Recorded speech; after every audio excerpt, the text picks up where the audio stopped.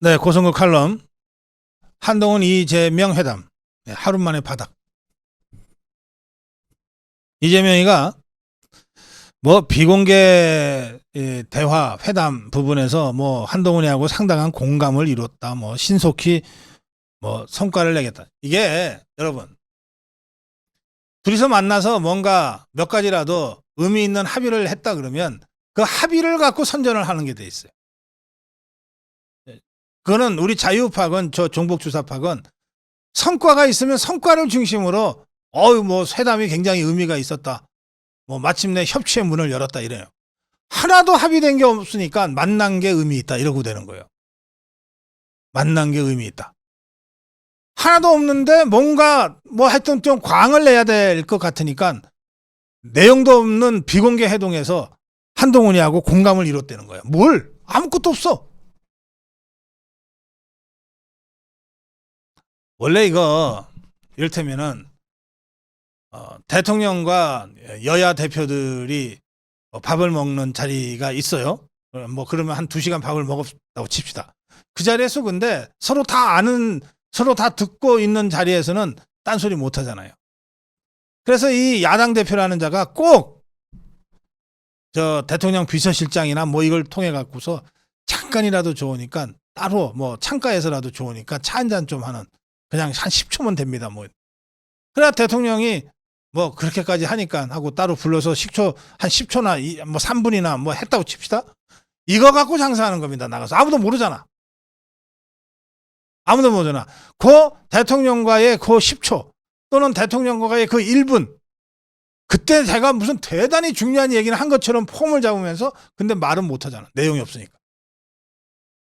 이거 진짜 낡은 수법이에요. 진짜 낡은 수법이에요. 이게 참 옛날 얘기를 또 해야 되나? 네, 뭐 제가 사람 이름까지는 얘기 안 할게요. 그 YS가 김영삼이 야당 총재할 때요. 뭐 회의를 쭉 했는데 회의를 하다 말고 저기 문간에 서 있는 비서를 손짓으로 불렀어요. 막 달려갔죠. 덩치는 이런 사람. 덩치가 이런 비서면 알겠죠, 누군지. 그래갖고는 저 YS가 뭐라고 얘기했대요. 그 비서가 몸을 숙여갖고서 이렇게 귀를 두고, 그리고 나서 이제 비서 나갔어요. 그러니까 이 기라성 같은 이 YS의 측근들이 앉아 있는데 둘이서 무슨 얘기를 했는지 모를 거 아니에요. 그래서 다들 궁금해했다는 거예요. 그 비서 불러갖고 야, 저 YS가 뭐라 그러더니 이거 좀 말씀하지 말라고. 대단한 측근이 돼버렸어.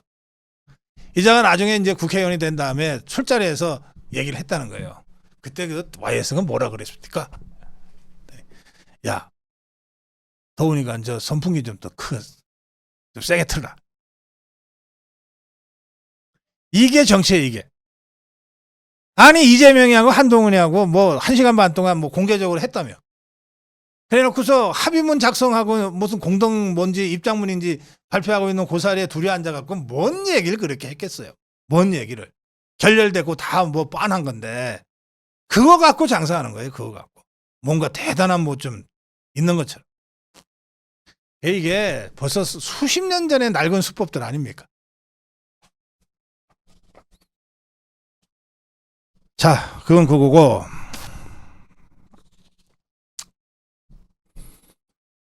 이 한동훈이가 이재명이에게 뭐 한 칼은 준비해서 갔던 것 같아요.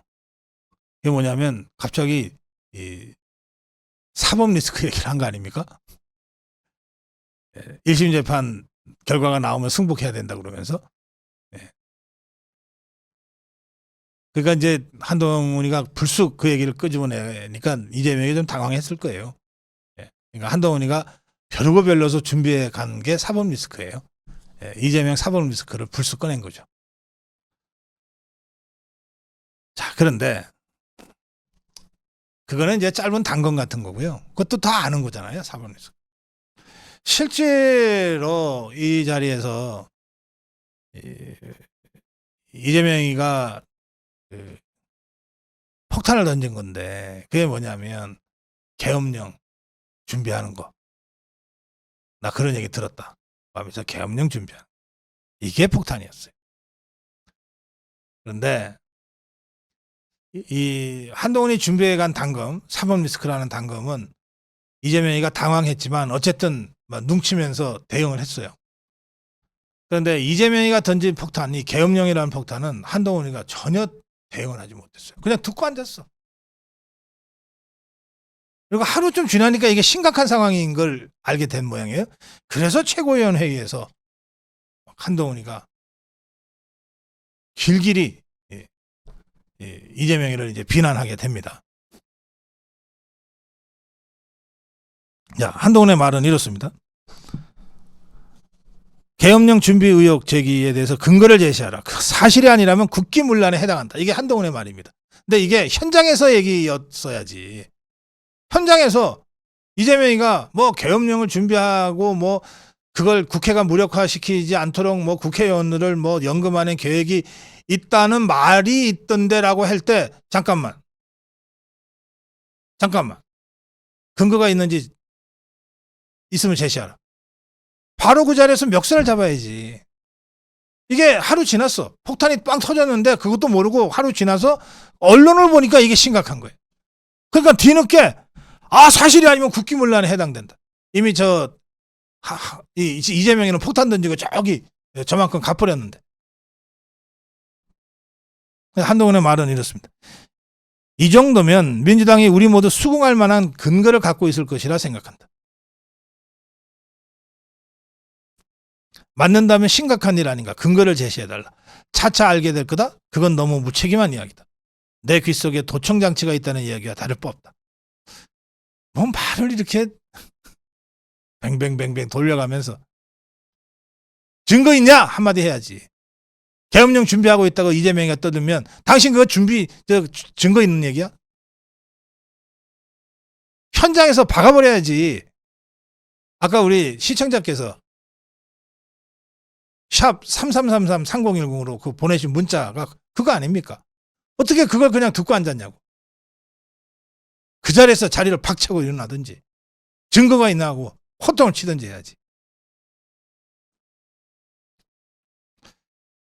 자, 이래서 여야 대표가 손잡은 지 하루 만에 계엄 준비설이니 뭐 문재인 수사니 하면서 충돌했다. 하루 만에 바닥이 드러났다. 뭐 이 말입니다. 그럼 뭐 하루 만에 드러나든 일주일 만에 드러나든 어차피 드러날 바닥이면 하루빨리 드러나는 게 낫죠.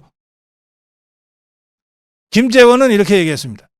판결 선고 날짜가 가까우니 눈에 헛것이 보이는 것 같다. 이재명에 대해서.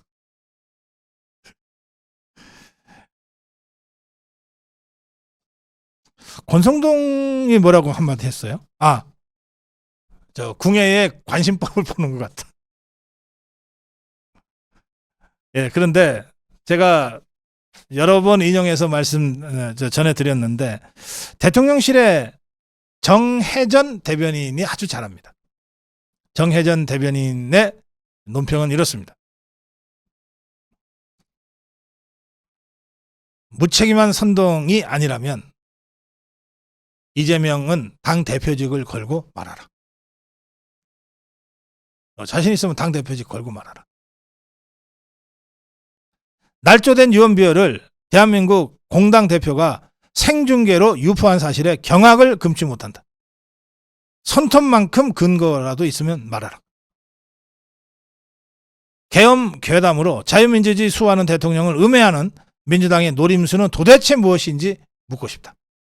뭘 노리는 것이냐? 혹시 탄핵에 대한 빌드업 과정인가? 민주당은 나치, 스탈린 전체주의의 선동 정치를 닮아가고 있다. 국민들에게 국가 전체를 뒤흔들 수 있는 탄핵 계엄을 일상화시키고 쇠뇌시키는 선동에 불과하다고 볼 수밖에 없다.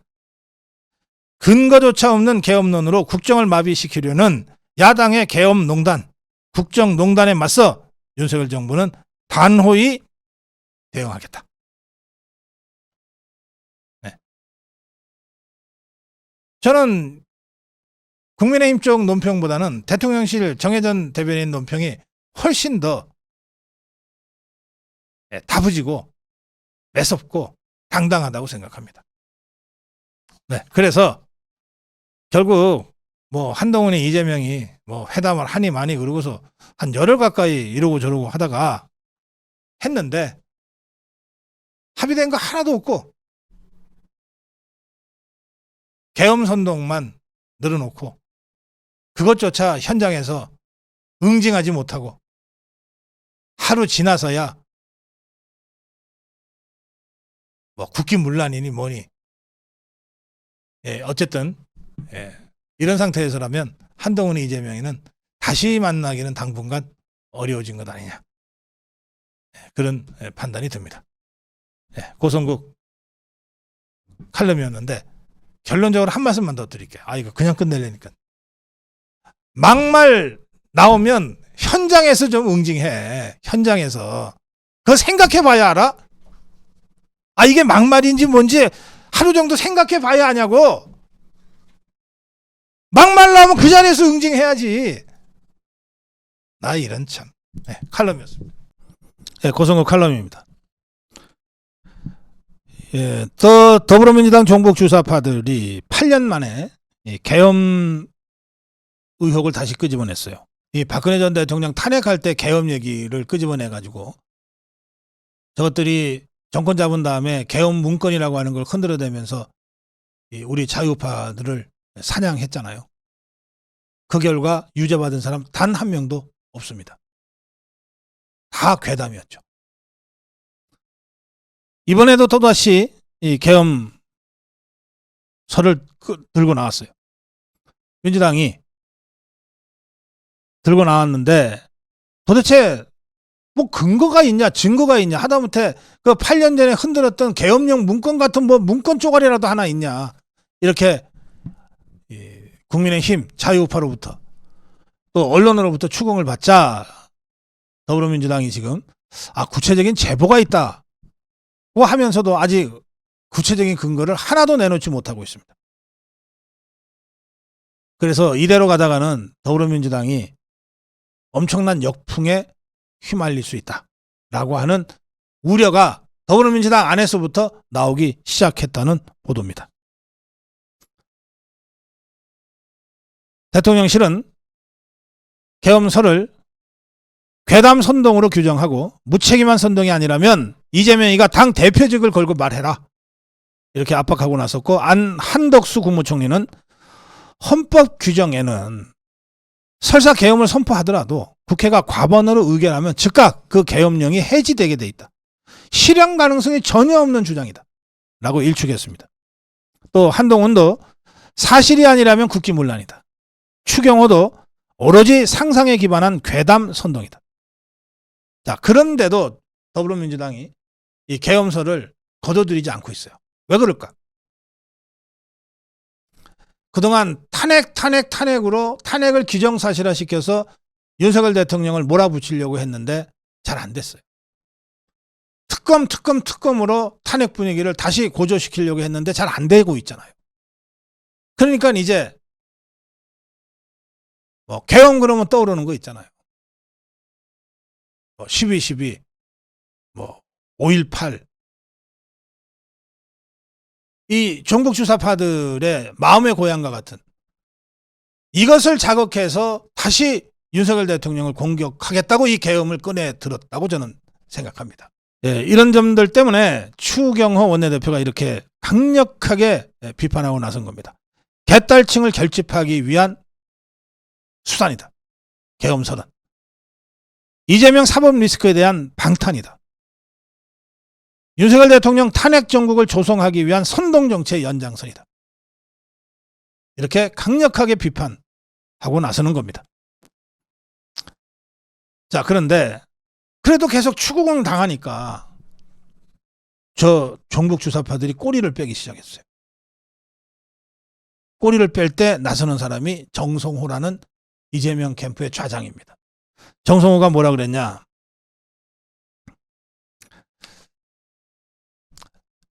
라디오 인터뷰에서 정성호가 이렇게 얘기했어요.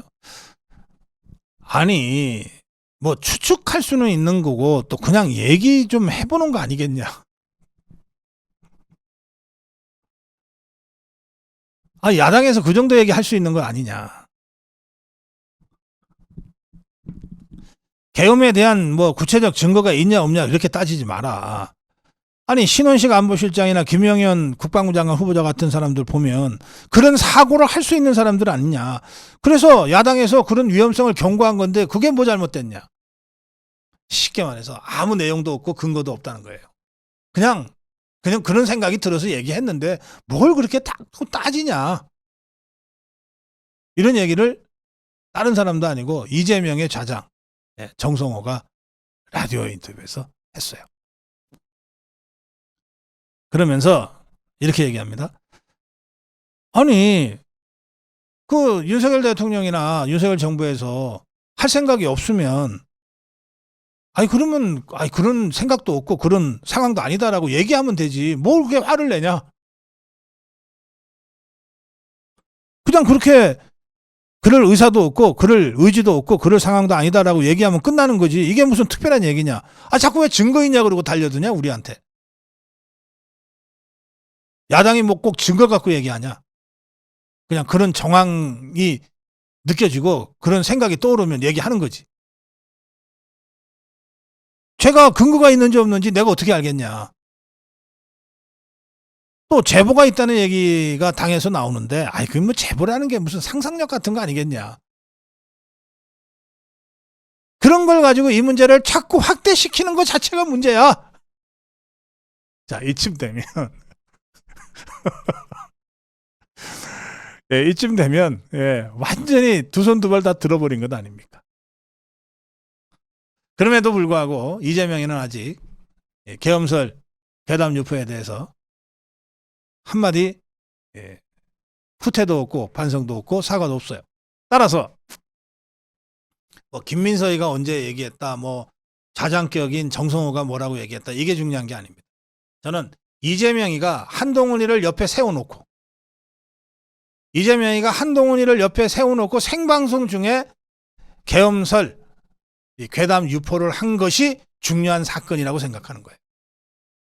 그래서 제가 어제 칼럼에서도 왜 그때 현장에서 바로 응징하지 못했냐라고 정말 문제를 강력하게 제기했는데 이제 하루 이틀 지났어요. 이렇게 완전히 꼬리 내리고 있잖아요. 그렇다고 해서 봐줄 수 있습니까? 저는 적어도 이재명의 이 계엄설 유포, 계엄설 괴담 유포에 대해서는 한동훈이가 끝까지 책임지고 응징해야 된다고 생각합니다. 다른 사람이 나설 상황이 아니잖아요. 현장에 있었던 한동훈이가 현장에서 응징하지 못했으면 그 후라도 끝까지 이 문제만큼은 응징하라는 거예요. 그래, 이런 문제에 대통령실이 계속 나서야 되겠습니까? 대통령실이 계속 나서야 되겠냐고. 현장에서 잡지 못했으면 추적해서라도 잡아라. 특수단 검사였다며. 조선 제일 검인가 뭔가 뭐 그런 별명까지 있다며. 현장에서 놓쳤으면 끝까지 추적해서라도 잡아갖고 와. 가 우리 자유파 국민들이 지금 한동훈한테 요구하는 겁니다. 고성국 칼럼이었습니다. 네, 오늘은 정론일침 없이 고성국 칼럼으로 바로 가겠습니다. 대통령실의 신규 일전이 오늘 칼럼입니다. 정진석 비서실장이 된 지 한 넉 달 가까이 되어 옵니다. 오늘 비서실장이 된 이후 처음으로 대통령실의 전 직원 조회를 했습니다. 한 500명 정도가 모여서 조회를 했다고 하는데 이 자리에서 정진석 비서실장은 대통령실 직원들한테 이렇게 강조했습니다. 대통령을 향한 조롱과 야유, 언어폭력이 난무하는 국회에 대통령께 가서 곤욕을 치르고 오시라. 이거 어떻게 내가 말씀드릴 수 있겠느냐. 이게 국회 개원식에 참석하지 않은 것에 대한 정진석의 설명인 거죠. 다시 한번. 대통령을 향한 조롱과 야유, 언어폭력, 살인자라는 언어폭력이 난무하는 국회에 대통령이 곤욕을 치르고 오시라고 어떻게 말씀드릴 수 있겠는가. 국회가 이성을 되찾고 정상화하기 전에는 대통령께 국회에 가시라고 할 수가 없다. 또 국회의장단이나 야당 지도부가 이런 상황을 뻔히 방치하면서 아무런 사전 조치도 취하지 않고 대통령이 국회에 와서 망신만 당하고 가라고 했다. 나는 대통령께 개원식에 가라고 말씀 못 드린다. 또 극단적 여소야대 상황에서 난관이 계속되고 있지만 대통령실 직원들 난관을 돌파해야 하는 것이 대통령실 직원된 숙명이자 당위다. 탄핵, 특검, 청문회 남발, 이 헌정사상 경험하지 못한 정치 상황이 계속되고 있지만 다 함께 한마음 한뜻으로 결집해 이 난국을 돌파하자. 그러면서 이 어려운 상황에서도 지난 2년 동안 윤석열 대통령이 이뤄온 이 성취는 그야말로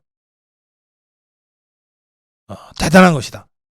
민간주도 시장경제를 회복하고 건전재정을 구현하고 한미일 경제안보협력을 확고히 하고 굳건한 안보태세를 확립하고 원전 생태계를 복원하고 노사법치주의를 확립했다. 이를 통해서 대한민국을 정상 궤도로 올려놨다. 모든 개혁에는 저항이 따르기 마련이다.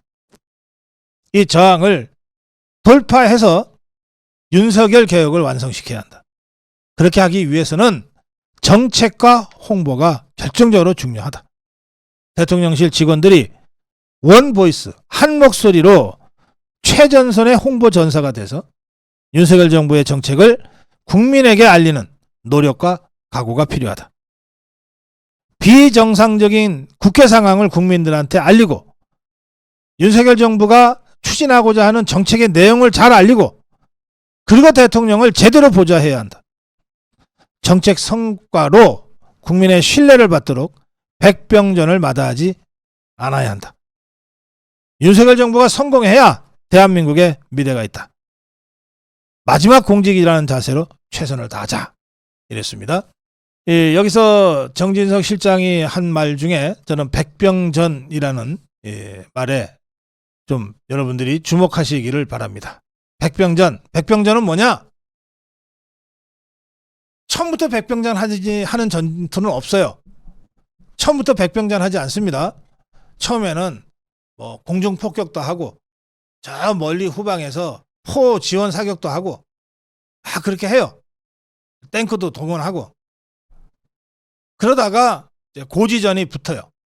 고지전이 붙어도 여기 고지에다가 기관총 딱 설치해 놓고 수류탄 까놓고 그리고서 공방을 벌입니다. 그 단계가 지나서 이제 마지막으로 총알도 다 떨어져. 공중 지원도 없어. 적은 다가와. 그때 마지막으로 죽음을 불사하고 중대장 소대장이 명령을 내립니다. 착검. 예, 대검을 빼서 소총 앞에 꽂는 거죠. 그래서 붙는 게 백병전이에요. 피와 살이 튀는 것이 백병전입니다. 지금 정진석은 대통령실 직원들에게 이 백병전의 각오로 싸우자 이랬어요.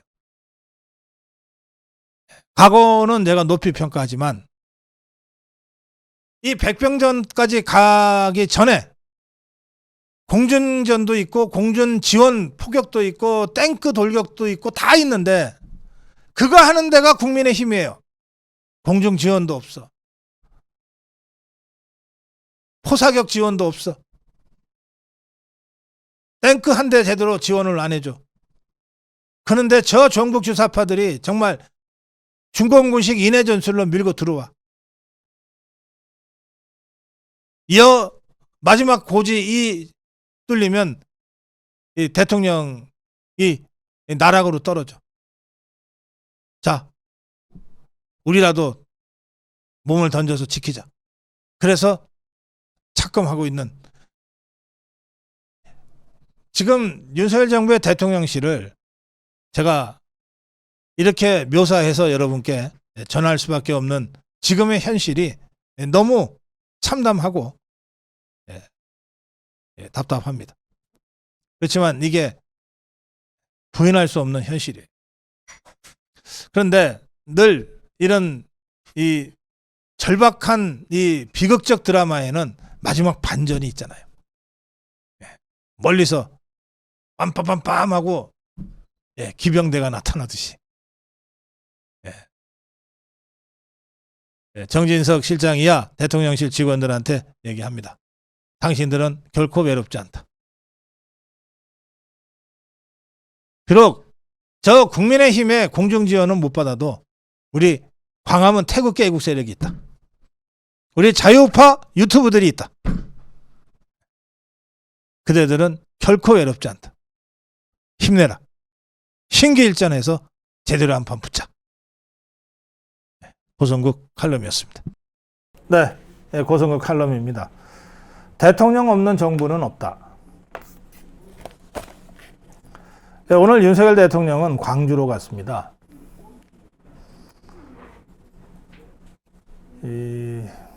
28번째 민생토론회를 광주에서 했습니다.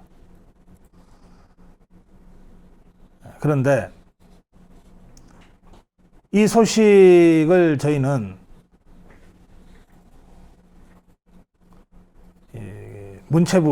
문체부가 운영하는 사이트 대한민국 정책 브리핑이라는 사이트를 통해서 확인을 했어요.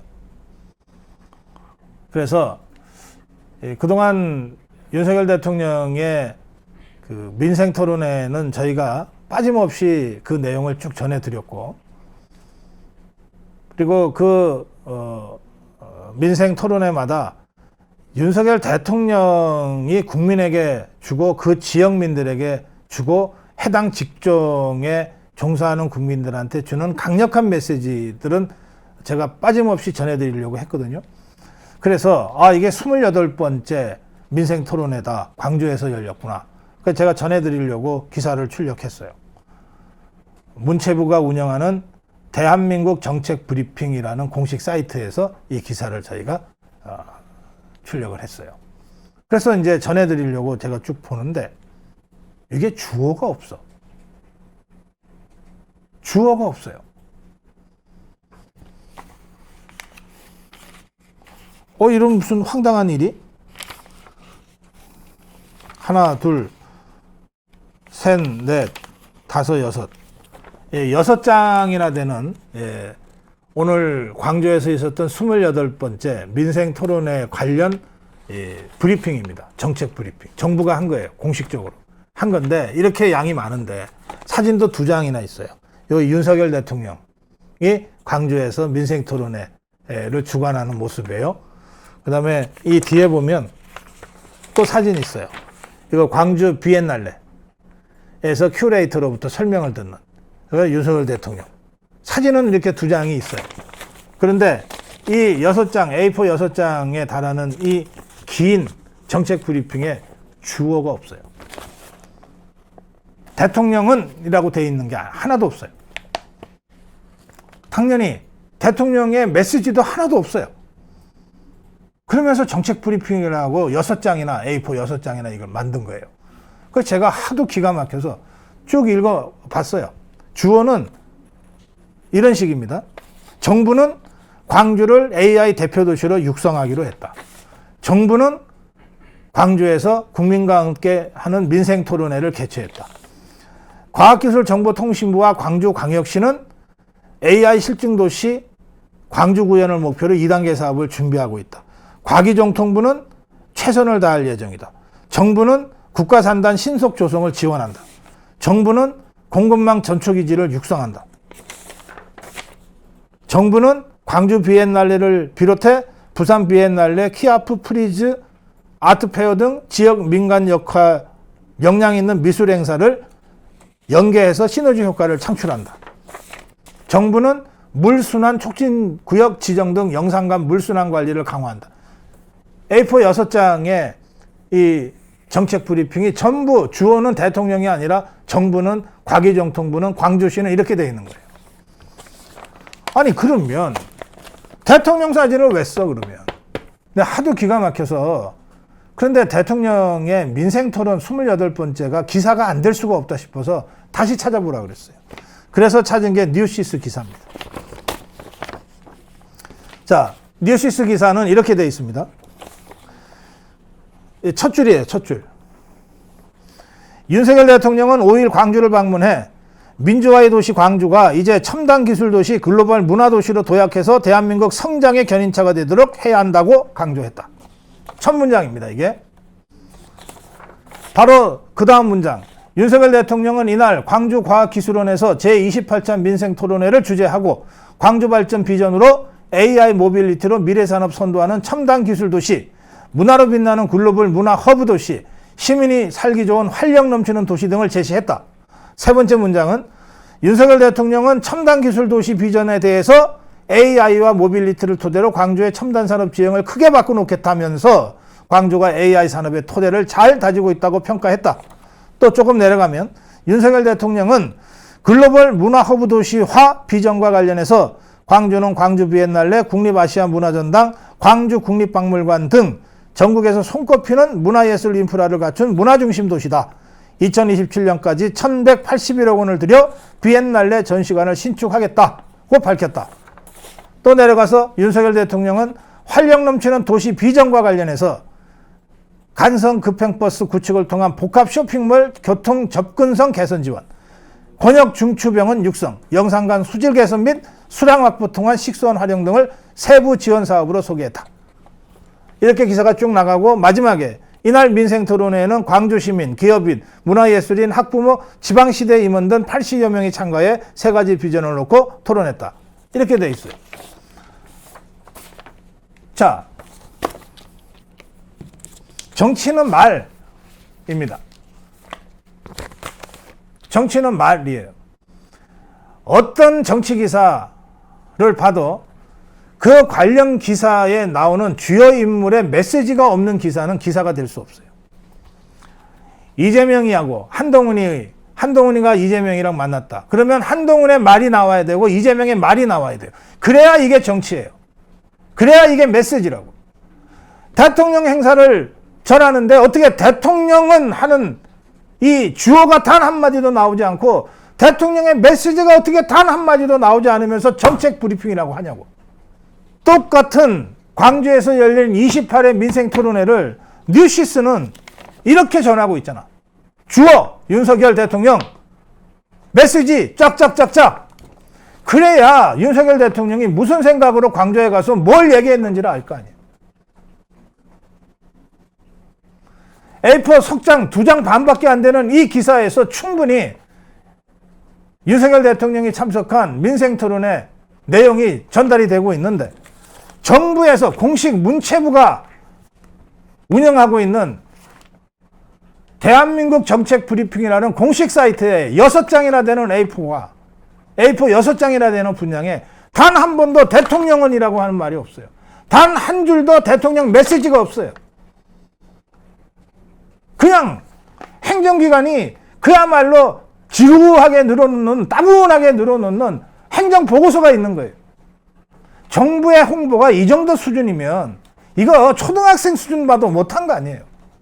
이런 걸 듣고 어떻게 국민들이 오늘 광주에서 대통령이 이런 메시지를 주고 이런 행동을 했구나. 앞으로 광주는 이런 방향으로 발전해 나가겠구나. 어떻게 느끼냐고. 저는 그동안 윤석열 정부가 홍보가 약하다라고 하는 얘기를 여러분들이나 저나 누구나 다 느꼈고 또 많은 관계자들이 얘기를 해서 저는 이 대통령 홍보수석실이 문제라고 생각했어요. 근데 보니까 그게 아니에요. 정부 전체가 문제예요. 어떻게 대통령이 참석한 28번째 민생토론회라고 하는 그 막중한 자리에서 있었던 얘기를 하면서 주어에 대통령이 단 한 번도 나오지 않고 대통령의 메시지가 단 한 줄도 나오지 않으면서 이걸 A4 6장이나 지루하고 따분하게 써서 이걸 정책 홍보라고 하냐 말이에요. 이거 국민한테 알리려고 하는 거 아닙니까? 문체부가 공식 사이트에서 정책 브리핑이라고 코너명을 달아서 했다면 국민한테 알리려고 하는 거 아니냐고. 그냥 우리는 이렇게 자료 정리해서 올려놨으니까 국민들이 읽든지 말든지 그건 네 것들 문제고 우리는 할 일 다 했어. 지금 정부가 이 수준으로 지금 일하고 있는 거 아니냔 말이에요.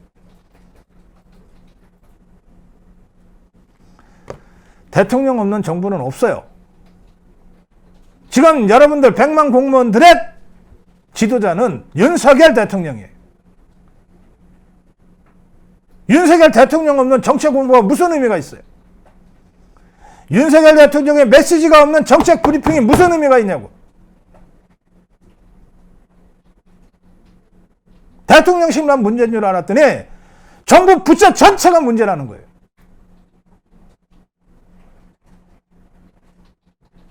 이 문제에 대해서 대통령실 차원에서 또 국무총리실 차원에서 근본적인 발상의 전환, 획기적 전환을 강력하게 촉구합니다. 고성국 칼럼이었습니다. 네, 고성국 칼럼입니다. 제발 여당답게 정치하라. 제가 조금 전에 의료개혁 논평을 하면서 이제 끝이 보인다. 이제 끝이 보인다. 그리고 윤석열 대통령이 흔들림 없이 여기까지 밀어왔기 때문에, 온몸으로 밀어왔기 때문에 역대 어느 정권도 하지 못했던 의사들의 철밥통을 걷어차고 진정으로 국민을 위한 의료 시스템의 전반적인 개혁이 가능한 문이 열렸다. 제가 이렇게 평가했습니다. 의대 정원만이 있는 게 아니잖아요. 윤석열 대통령이 여러 수십 번 강조한 대로 필수 의료, 지방 의료, 응급 의료가 우리 국민들 단 한 명의 누수도 없이 제대로 작동되도록 의료 시스템을 제대로 가동하는, 그것이 의료개혁의 핵심 아닙니까? 이 문제 관련해서 비록 의료계는 의대 정원 하나만 가지고서 온갖 이 불법적 행동을 자행하면서 지금 의료개혁에 저항하고 있지만 윤석열 대통령은 흔들림 없이 지금 앞으로 나가고 있어요. 심야에 응급실 방문한 것도 그런 맥락입니다. 윤석열 대통령 심야 응급 현장을 방문해서 필수 의료에 대한 지원을 획기적으로 강화하겠다. 사실 이거 의사들한테 맨날 들었던 얘기입니다.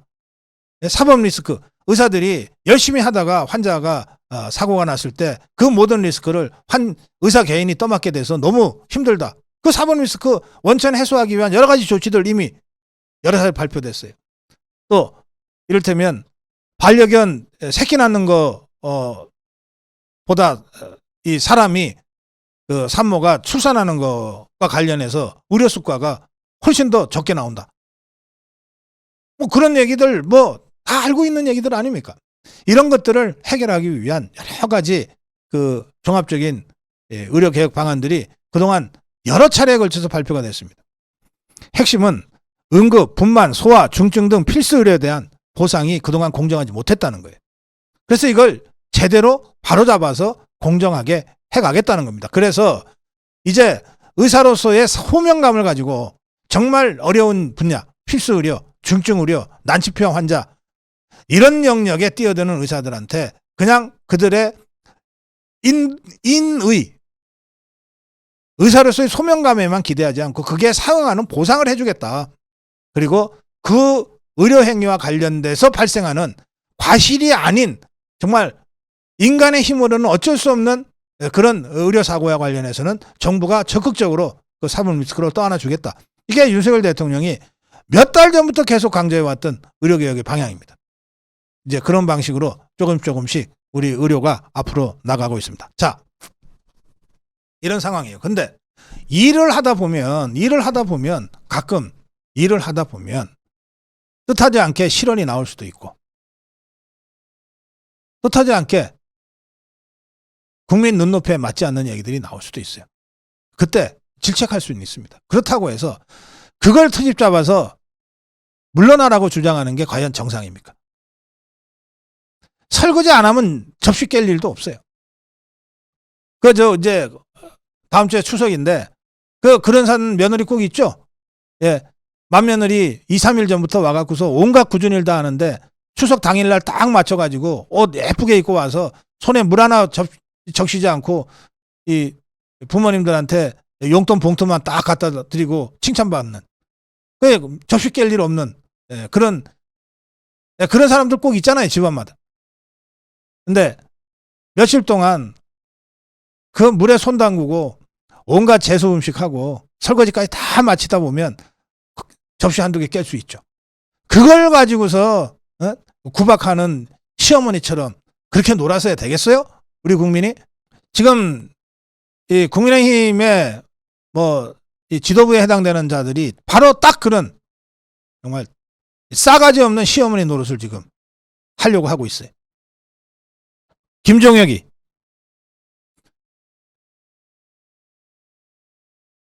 정부 의료개혁을 위해 특단의 대책이 필요하다. 책임질 사람 책임져야 한다.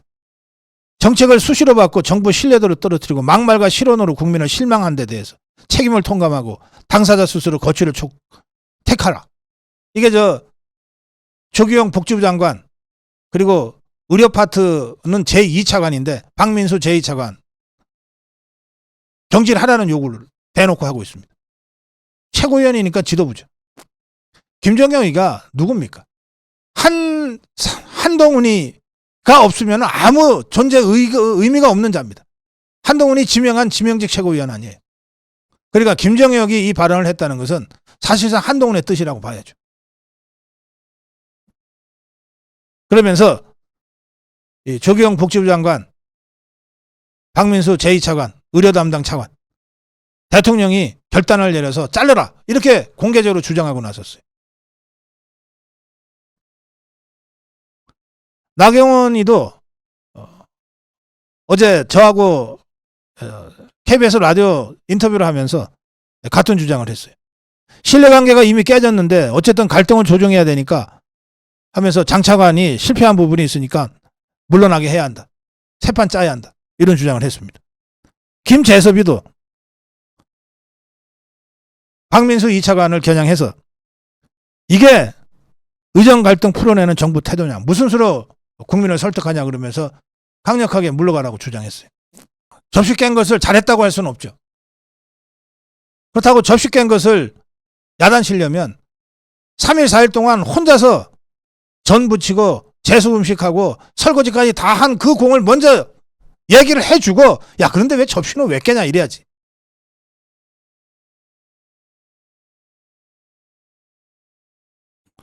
나경원이 이렇게 얘기했습니다. 저하고 대담해서 개혁의 방향도 맞고 궁극적 해법도 틀리지 않았다. 그러면 밀어가야지. 개혁 방향도 맞고 해법도 틀리지 않았는데 그걸 하겠다고 하는데 대통령이 지시로 그걸 하겠다고 하는데 왜 힘을 안 실어줘 도대체. 지금까지 국민의힘이 의료개혁이 총선 전부터 시작이 돼서 지금까지 벌써 거의 10개월 가까이 진행되고 있는데 국민의힘이 나경원의 말대로 개혁 방향도 맞고 궁극적인 해법도 맞다면 힘을 실어줘야 될 거 아니야. 그래야 집권당 아니야. 언제 한번 국민의힘이 윤석열 대통령, 윤석열 정부가 추진하고 있는 이 의료개혁에 대해서 제대로 힘을 실어준 적이 단 한 번이라도 있냐 말이야. 총선 전부터 왜 하필 선거 앞두고 이런 걸 하냐고 투덜투덜 대더니 아무것도 안 하고 가만히 지켜만 보다가 이제 거의 이제 끝이 보이는 이 시점에 갑자기 장관 차관 물러가라. 이게 말이 되는 겁니까? 야당들이 그러는 건 저것들 원래 그런 거밖에 못하니까 하겠지만 집권당 아니에요. 여당 아니에요. 대통령실은 이렇게 김정혁이 한동훈의 똘마니 김정혁이 김재섭이 나경원이 이런 자들이 이 상황에서 사실은 끝이 보여요. 이제 구부전선까지 왔어. 마지막 강을 건너면 돼. 그 시점에 보건복지부 장관 차관 사퇴와 책임 경질을 요구하고 나선 데 대해서 입장을 단호하게 밝혔습니다. 대통령실 관계자는 대통령이 당직 인선에 관여하지 않는 것과 마찬가지로 당도 대통령의 고유 권한인 내각 인사에 함부로 얘기하지 말아야 한다.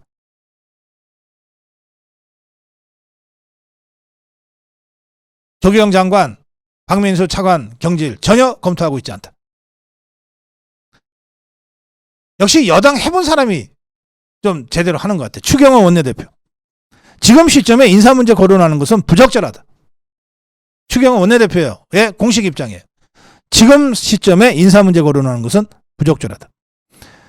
고위직 일부, 차관 얘기하는 건데요. 장관 차관 얘기하는 건데 일부가 언론 국민과 소통에서 다소 부족함이 있다는 아쉬움은 있으나 지금은 의료개혁 추진이 흔들림 없이 진행돼야 될 시점이다.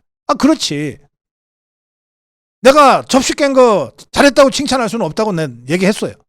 그렇지만 일해야, 진짜 열심히 일을 해야 그 과정에서 접시도 깨는 거지. 추석 당일날 용돈 봉투 딱 들고 와갖고서 얌전히 대접받고 올라가는 그런 며느리가 접시 제대로 깰 기회나 있어요? 진짜 우리 편이라면, 진짜 우리 집안이라면, 진짜 우리 사람들이라면 이런 실수가 있을 때 이거 이런 뜻 아니냐라고 옹호를 해줘야지.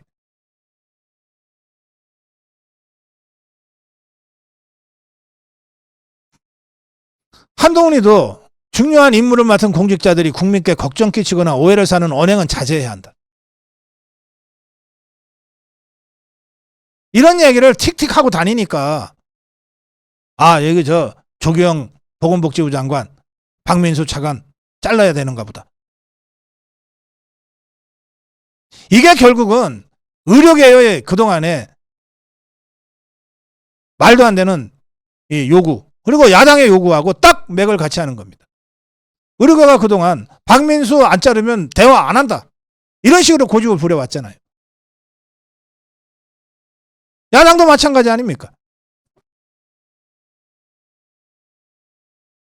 한편으로는 의야, 여야, 의정 같이 회의하자고 하면서, 협의하자고 하면서, 한편으로는 야당과 손잡고 여당의 주요 인사들이 의료계하고 똑같은 장차관을 공격하는 식으로 이렇게 하면서 의료개혁의 모든 정치적 리스크를 지금 대통령한테 떠넘기고 있는 상황 아닙니까?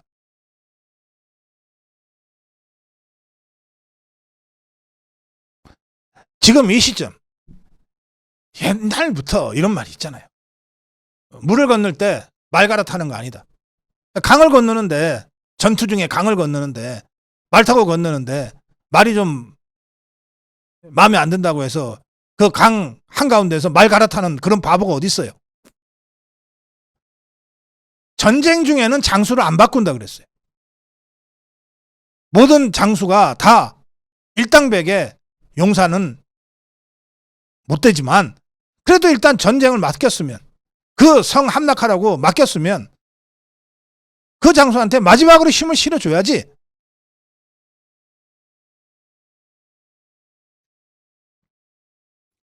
지금 조규영 복지부 장관, 박민수 차관을 경질하라는 요구는 지금 이 시점에서 의료개혁 중단하자는 얘기랑 똑같이 되는 것이다. 이래놓고 대통령의 뜻을 받들어서 의료개혁을 밀다가 추진해 오다가 중간에 이런저런 정치적인 이유로 중간에 그만두면 누가 다시 개혁의 총대를 메고 나가겠다고 하겠는가. 지금 저는 의료개혁이 끝이 보인다고 말씀드렸어요. 이번 추석 연휴에도 크게 무슨 응급실 대란 같은 거 없습니다. 좌파들이 자기들은 하고 싶어도 겁이 나서 하지 못했던 의료개혁을 이 절대적으로 불리한 정치 상황 속에서 윤석열 대통령이 오롯이 온몸으로 버텨서 여기까지 밀고 온 것을 보고 정말 깜짝 놀라고 있어요. 야, 이게 윤석열이라는 사람 정말 대단하구나. 그런데 이게 그렇게 해서 의료개혁이 제대로 정착되고 가셔야 되는 데는 2, 3년 정도가 지나는데, 그러면 정말 지금보다는 완전히 한두 단계 업그레이드된 대한민국의 선진적 의료체계가 구축이 될 텐데, 그때가 이재명이가 대선 치러야 될 때예요. 지금 이렇게 대통령이 고생한 의료개혁의 성과를 3년 후 우리 쪽 대선 후보가 그 성과를 받아서 선거를 유리하게 치르게 될 거란 말이에요. 그러면 이재명의 입장에서는 지금부터 흠집을 내놔야지. 그리고 마지막에 뭐라도 편성을 해야지. 나도 그때 의료개혁 같이 하려고 했어 라든지.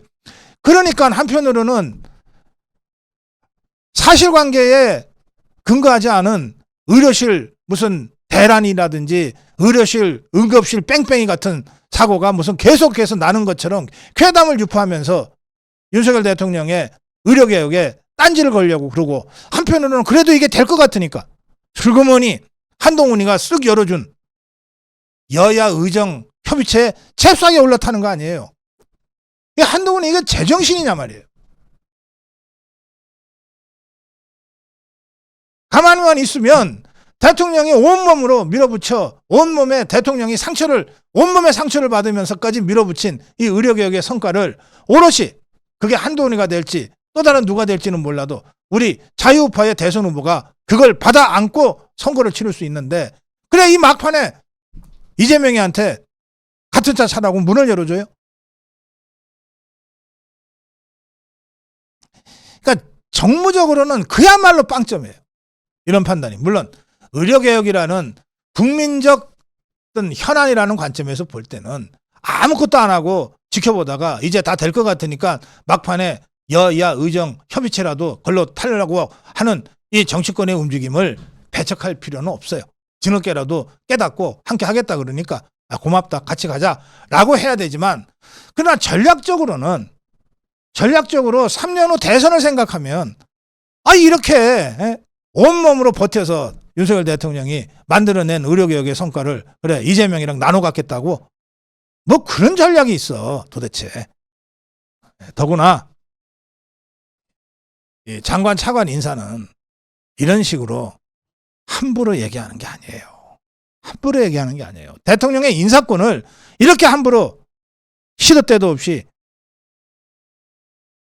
이렇게 얘기하면 야당하세요. 야당. 한동훈이든 나경원이든 그냥 김종혁이나 김재수비 같은 애들 데리고 그냥 야당하라고. 이준석이처럼 야당하라고. 여당 정치하는 방법이 따로 있어요. 그거 마음에 안 들면 여당처럼 나 못하겠다. 잘 몰라서도 못하겠다 그러면 야당하라고 나가서. 제발 여당답게 정치 좀 하세요. 여당은 여당의 길이 있다. 그리고 이제 끝이 보이는 이 의료개혁의 마지막까지 와서 여기서 적전분열 일으키고 딴짓하고. 제가 오늘 아침에 조기영 보건복지부 장관하고 인터뷰했습니다. 제가 여권 내에 이런 경질 요구가 있는데 어떻게 생각하냐 라고 질문했어요. 조기영 장관 자리에 연연하지 않겠다. 마음 비운 지 오래됐다. 이런 취지로 됐다 하더라고요. 마음 비우고 하고 있는 사람들이에요. 힘을 실어주지는 못할 망정 그걸 들이 흔들고 있어.